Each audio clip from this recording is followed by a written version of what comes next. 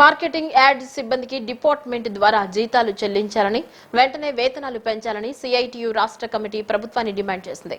గత 10 ఏళ్లుగా జీతాలు పెరగక యార్డు అసిస్టెంట్లు, డీఈఓలు, అటెండర్లు తదితర సిబ్బంది తీవ్ర ఇబ్బందులు పడుతున్నారని పేర్కొంది. విజయవాడలో జరిగిన సమావేశంలో సిఐటియు రాష్ట్ర కార్యదర్శి కె ఉమామేశ్వరరావు మాట్లాడుతూ సిబ్బంది సేవలను గుర్తించి ప్రతి సంవత్సరం ఇంక్రిమెంట్లు ఇవ్వాలని, రిటైర్మెంట్ వయస్సును 62 ఏళ్లకు పెంచి గ్రాట్యుటీ వంటి ప్రయోజనాలు కల్పించాలని కోరారు.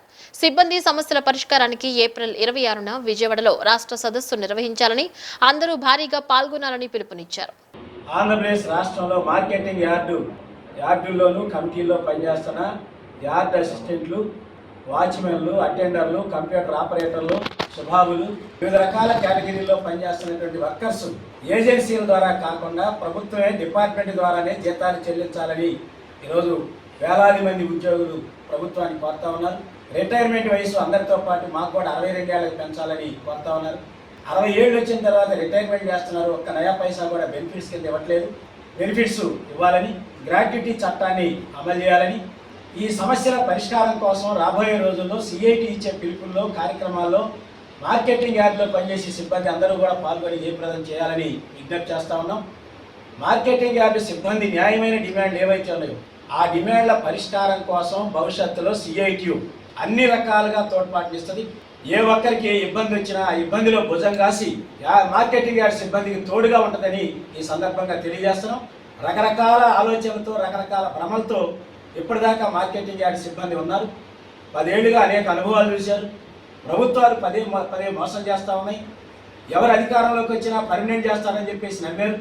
ఎవరు కూడా పర్మనెంట్ చేయట్లేదు. కాబట్టి ఇప్పటికైనా పోరాడి సమస్యను పరిష్కరించుకోవాలని ఈరోజు మార్కెటింగ్ యార్డ్ సిబ్బంది ఆలోచించడం, ఆ నిర్ణయానికి రావడం ఇది ఒక సంతోషదాయకమైన విషయం. కాబట్టి ఈరోజు ఈ నిర్ణయానికి అనుగుణంగా 3000 మంది ఎవరైతే ఉన్నారో సిబ్బంది అందరూ కూడా ఒకే దారిలో, ఒకే ఐక్యంగా కలిసి రావాలని మీ వెన్నంటి సిఐటి మీ న్యాయమైన డిమాండ్ల పరిష్కారానికి మా శాయశక్తుల ప్రయత్నం చేస్తామని సిఐటిగా హామీ ఇస్తా ఉన్నాం. భవిష్యత్తులో విజయవాడలో రాష్ట్ర సదస్సు జరుగుద్ది. అన్ని జిల్లాల్లో సదస్సులు పెడదాం, కమిటీలు ఏర్పాటు చేసుకుందాం. ఆ రకంగా రాబోయే రోజుల్లో మన సమస్యల పరిష్కారం కోసం అందరం కలిసికట్టుగా పోరాటానికి ఐక్యంగా సిద్ధమవ్వాలని మరోసారి మార్కెటింగ్ యార్డ్ సిబ్బంది అందరికీ కూడా పేరు పేరున సిఐటి తరఫున విజ్ఞప్తి చేస్తా ఉన్నాం.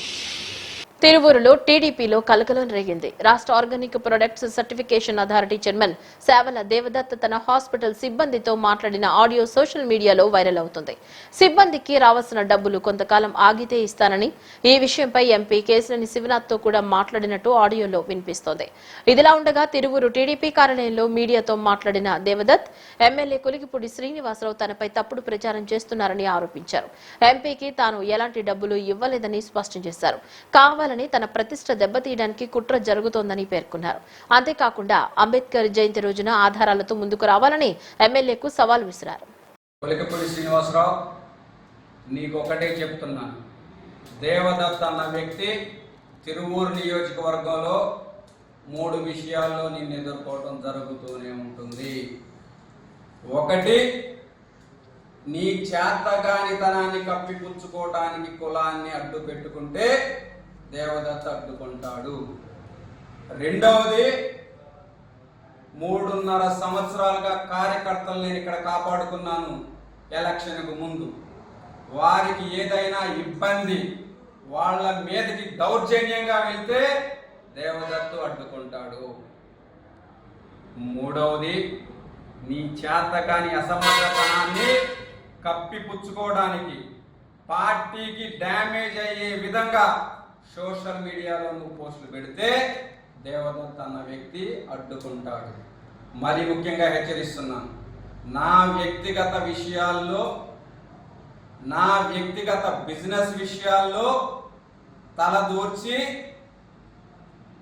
దాన్ని కూడా రాజకీయంగా వాడుకోవాలంటే ఒక్కటే చెప్తున్నాను, నిన్ను ఇంటికి వచ్చి తనటం జరుగుతుంది. మళ్ళీ చెప్తున్నాను, నా హాస్పిటల్ విషయంలో అది ఒక సంస్థ, అందులో పార్ట్నర్స్ ఉన్నారు. వాస్తవాలు తెలియకుండా అవాస్తవాలు నీకు అనుకూలంగా ఏదో ఒక ఛానల్ నిన్ను సంప్రదించింది కదా, లేదంటే ఒక స్పైసీ న్యూస్ ఒక ఛానల్కి ఇవ్వాలనేసి ఒక దురాలోచనతో ఉంటే మళ్ళీ చెప్తున్నాను, నువ్వు దీన్ని సుమోటోగా అయినా తీసుకో, కేసు అయినా పెట్టుకో. చేనేత కార్మికులకు కూటమి ప్రభుత్వం అండగా నిలుస్తుందని యువ నాయకుడు మండలి వెంకట్రామ్ అన్నారు. చల్లపల్లి మండలం లక్ష్మీపురం పద్మశాలిపేటలో CM Chandrababu, deputy CM Pawan Kalyan, మంత్రులు నారా లోకేష్, సవిత చిత్రపటాలకు పాలాభిషేకం నిర్వహించారు. ఈ సందర్భంగా వెంకట్రామ్ మాట్లాడుతూ ఎన్నికల హామీల అమలులో ప్రభుత్వం ముందుకు వెళుతోందన్నారు. చేనేత కార్మికులకు 200 యూనిట్ల ఉచిత విద్యుత్ పథకాన్ని వినియోగించుకోవాలని సూచించారు. కార్యక్రమంలో స్థానిక నాయకులు, కార్యకర్తలు పాల్గొన్నారు. వేసవి కాలాన్ని దృష్టిలో ఉంచుకుని పసిపిల్లలు, గర్భిణీ స్త్రీలు జాగ్రత్తలు తీసుకోవాలని ఎన్టీఆర్ జిల్లా వైద్య శాఖ అధికారి సుహాసిని స్పష్టం చేశారు. గత వారం రోజుల నుంచి ఎండలు బాగా మండుతున్నాయని, ఎండలను దృష్టిలో పెట్టుకుని గర్భిణీ స్త్రీలు వారి ఆరోగ్యం పట్ల ప్రత్యేక శ్రద్ధ చూపడంతో పాటు పసిపిల్లల ఆరోగ్యం పట్ల ప్రత్యేక శ్రద్ధ తీసుకోవాలని కోరారు. బయటికి వచ్చేటప్పుడు చల్లని త్రాగే నీరు, మజ్జిగతో పాటు కొబ్బరి నీళ్లు, చెరుకు రసం తీసుకోవడం వల్ల ఎండ నుంచి ఉపశమనం పొందుతారని పేర్కొన్నారు. ఎండలను దృష్టిలో పెట్టుకుని బయటికి వచ్చేటప్పుడు ప్రతి ఒక్కరూ జాగ్రత్తలు తీసుకోవాలని సూచించారు. వడదెబ్బ తగలకుండా గర్భిణీ స్త్రీలు మరింత జాగ్రత్తలు తీసుకోవాలని విజ్ఞప్తి చేశారు. సో అందరికీ తెలిసే ఉంటుంది, ఎందుకంటే రోజు రోజుకి మనకి ఎండ తీవ్రత అనేది మనకి పెరుగుతుంది. ఈ పెరిగిన దానికి కొన్ని జాగ్రత్తలు మనం తప్పకుండా కూడా తీసుకోవాలి. ముఖ్యంగా గర్భిణీ స్త్రీలు అవసరమైతేనే బయటికి రావాలి, అవసరం లేకుండా ఉంటేనే ఇంట్లో ఉండడం అనేది చాలా ఉత్తమము. సో మీరు ఒకవేళ బయటికి వచ్చినా కూడా తలకి మామూలుగా వేసుకునే బట్టలు కూడా, దుస్తులు కూడా, రంగు కూడా చాలా ఇంపార్టెంట్ అండి. లైట్ కలర్స్ వేసుకోవడం, తర్వాత మధ్యలో కూడా మీరు పానీయాలు తాగడం. ఇప్పుడు మజ్జిగ కానీ ఇంట్లో ఉన్నా కూడా మీరు మజ్జిగ కానీ, కొబ్బరి నీళ్ళు కానీ, మంచినీళ్ళు ఎక్కువ తీసుకోవాలి. చాలామంది ఏం చేస్తారు అని అంటే గర్భిణితో ఉన్నప్పుడు తక్కువ నీళ్ళు తీసుకుంటూ ఉంటారు. దానివల్ల ఈ ఎండాకాలంలో ఏమవుతుందంటే డీహైడ్రేషన్ అయితే ఎక్కువగా అయిపోతుంది. ఆ డీహైడ్రేషన్ వల్ల కూడా నీరసం వచ్చేసేసి ఆ తర్వాత లోపల ఉన్న బిడ్డ కూడా దానికి కూడా మీకు ఆ నీరసానికి బిడ్డ కూడా గురి అవుతాడు. కాబట్టి ఖచ్చితంగా కూడా మీరు ఎక్కువ మనకి ఏదైతే వాటర్ కానీ, తర్వాత కొబ్బరి నీళ్ళు కానీ, లేకపోతే ఏదన్నా కానీ చెరుకు రసం కానీ, ఇలాంటి పానీయాలు అనేది మీరు తీసుకుంటే చాలా మంచిది. తర్వాత ఇంట్లో ఉన్నప్పుడు కూడా మీకు అవకాశాలు ఉంటే కూలర్ అలాంటిది పెట్టుకోవచ్చు. అలాంటి దగ్గర ఎక్కువగా ఉండడం కూడా మంచిదవుతుంది. తర్వాత ఎటువంటి చిన్న జ్వరం వచ్చినా కూడా, ఎటువంటిది ప్రాబ్లం లేకుండా ఏదైనా కానీ జ్వరం వచ్చినా వెంటనే మీరు డాక్టర్ గారిని మాత్రం సంప్రదించాలి. ప్రతి విలేజ్ దగ్గర కూడా మాకు MLHPలు ఉన్నారు, ఎందుకంటే విలేజ్ హెల్త్ సెంటర్స్ ఉన్నాయి, అక్కడ MLHPs ఉన్నారు, వాళ్ళని మీరు సంప్రదించవచ్చు. చిన్న జ్వరం కూడా చిన్న జ్వరమే కదా ఏముందని RMP దగ్గరికి వెళ్ళడం ఇలాంటి పనులు మాత్రం చేయకండి. తప్పకుండా కూడా మీరు డాక్టర్ దగ్గరికి వచ్చి చూపించుకొని, లేదా MLHP సెంటర్ దగ్గరికి వెళ్ళి చూపించుకొని మందులు వాడుకోవడం. అవసరమైతే వాళ్ళు మా డాక్టర్ గారికి రిఫర్ చేస్తారు, ఆ విధంగా వెళ్ళడం మంచిదండి. అట్లనే పిల్లలు ఉన్నారండి, ఇంట్లో ఉన్న పిల్లల్ని కొంతమంది ఫంక్షన్లు, ఇప్పుడంతా పెళ్ళిళ్ళ సీజన్స్ వస్తాయి నెక్స్ట్, ఈ ఫంక్షన్లకు కూడా గర్భిణీ స్త్రీలు పిల్లల్ని వేసుకొని, చంటి పిల్లల్ని సంకలో వేసుకొని వెళ్ళిపోతూ ఉంటారు. బస్సుల్లో వాటిల్లో వెళ్ళిపోతూ ఉంటారు. దానివల్ల ఏమవుతుంది, పిల్లలకి ఎండ తట్టుకోలేరు. చిన్నపిల్లలు, పుట్టిన పిల్లల్ని కూడా తీసుకెళ్తుంటారు. దయచేసి పిల్లల్ని మాత్రం అవసరమైతే బయటికి తీసుకెళ్ళండి, లేకపోతే ఇంట్లోనే ఉంచండి. బిడ్డకు కూడా సమతుల ఆహారం అనేది ఇవ్వాలి. మీరు పాలు పట్టే వయసులో ఖచ్చితంగా 2 సంవత్సరాలు ఖచ్చితంగా పాలు ఇవ్వాలి. పాలు కాదు అంతకన్నా పెరిగే వయసు ఉంటే సమతుల ఆహారం అనేది ఖచ్చితంగా వాళ్ళకి ఇవ్వాలి. ఎక్కువ నీళ్లు కూడా వాళ్ళ చేత తాగించాలి. ఏదైనా చిన్న జ్వరం వచ్చినా, ఏదైనా వాంతులైనా, విరోచనాలైనా కూడా వెంటనే డాక్టర్ దగ్గరికి సంప్రదించాలి. ఒకవేళ మీరు ఆ టైంలో ఏదైనా ఒక 1 అవర్ పడుతుంది మీరు వెళ్ళడానికి, ఈ లోపల మీ దగ్గర ఏంటి ద్రావణం, మనం ఇంట్లోనే ఉన్న మజ్జిగతో అందులోనే కొంచెం ఉప్పు, కొంచెం చక్కెర వేసుకొని పల్చగా చేసుకొని ఆ ద్రావణాన్ని కూడా మనం తాగించవచ్చు. అట్లా ఆ విధంగా ఇంట్లో ఉన్న పానీయాలతో మనం ముందుగా ఇది చేసుకొని తర్వాత డాక్టర్ని అనేది సంప్రదించాలండి. ఖచ్చితంగా ఈ జాగ్రత్తలు పాటించవలసిందిగా కోరుకుంటున్నాను. నమస్తే.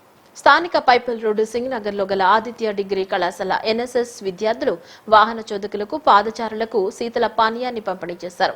ఈ సందర్భంగా ఆదిత్య డిగ్రీ కళాశాల ప్రిన్సిపల్ జగదీశ్వరి మాట్లాడుతూ ప్రజలందరూ పెరుగుతున్న ఎండలకు తగు జాగ్రత్తలు తీసుకోవాలని, వడదెబ్బ తగలకుండా తరచూ మంచినీటిని తాగాలని, కాటన్ దుస్తులు ధరించాలని, బయట నుంచి రాగానే మధ్యాహ్నం సమయంలో వెంటనే ముఖం కడగరాదని సూచించారు. అత్యవసర పని ఉంటే మాత్రమే మధ్యాహ్నం సమయంలో తగు జాగ్రత్తలతో బయటకు రావాలని సూచించారు. ఈ కార్యక్రమంలో NSS AP OP హేమంత్, ఇతర కాలేజీ సిబ్బంది పాల్గొన్నారు. ఈ సందర్భంగా ఆదిత్య డిగ్రీ కళాశాల చైర్మన్ గౌరవనీయులు N శేషారెడ్డి, ఆదిత్య డిగ్రీ కళాశాల secretary doctor N Sugunareddy, Aditya degree PG కళాశాల academic director doctor BEVL Naidu హర్షం వ్యక్తం చేశారు. స్థానిక పైపల్ రోడ్ సింగ్నగర్ లో గల ఆదిత్య డిగ్రీ కళాశాల ఎన్ఎస్ఎస్ విద్యార్థులు వాహన చోదకులకు పాదచారులకు శీతల పానీయాన్ని పంపిణీ చేశారు. ఈ సందర్భంగా ఆదిత్య డిగ్రీ కళాశాల ప్రిన్సిపల్ జగదీశ్వరి మాట్లాడుతూ ప్రజలందరూ పెరుగుతున్న ఎండలకు తగు జాగ్రత్తలు తీసుకోవాలని, వడదెబ్బ తగలకుండా తరచూ మంచినీటిని తాగాలని, కాటన్ దుస్తులు ధరించాలని, బయట నుంచి రాగానే మధ్యాహ్నం సమయంలో వెంటనే ముఖం కడగరాదని సూచించారు. అత్యవసర పని ఉంటే మాత్రమే మధ్యాహ్నం సమయంలో తగు జాగ్రత్తలతో బయటకు రావాలని సూచించారు. ఈ కార్యక్రమంలో ఎన్ఎస్ఎస్ ఏపీఓపీ హేమంత్, ఇతర కాలేజీ సిబ్బంది పాల్గొన్నారు. ఈ సందర్భంగా ఆదిత్య డిగ్రీ కళాశాల చైర్మన్ గౌరవనీయులు ఎన్ శేషారెడ్డి, ఆదిత్య డిగ్రీ కళాశాల secretary doctor N Sugunareddy, Aditya degree PG కళాశాల academic director doctor BEVL Naidu హర్ష వ్యక్తం చేశారు.